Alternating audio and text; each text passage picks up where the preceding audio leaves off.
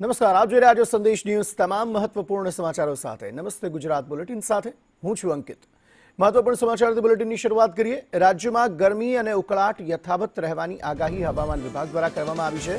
મહત્તમ તાપમાન 40 થી 43 ડિગ્રી સુધી રહી શકે છે. રાત્રે ગરમ પવન રહેતા ઉકળાટ રહેશે. અમદાવાદમાં 43.2 ડિગ્રી, રાજકોટમાં 43 ડિગ્રી અને સુરેન્દ્રનગરમાં 43.5 ડિગ્રી તાપમાન નોંધાયું.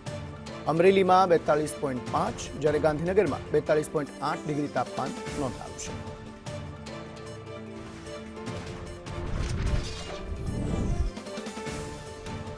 ભુજમાં 41, કંડલામાં 42 ડિગ્રી તાપમાન નોંધાયું છે. ડીસામાં પણ 41 થી વધુ તાપમાન નોંધાયું છે.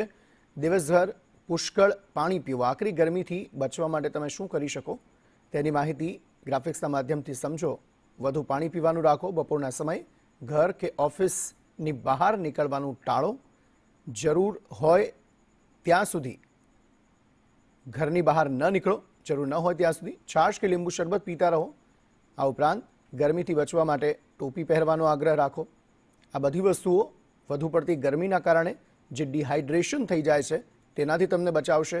વધુ ગરમીના કારણે જે લૂ લાગવાની સ્થિતિ સર્જાય છે તેનાથી પણ તમને બચાવીને રાખશે.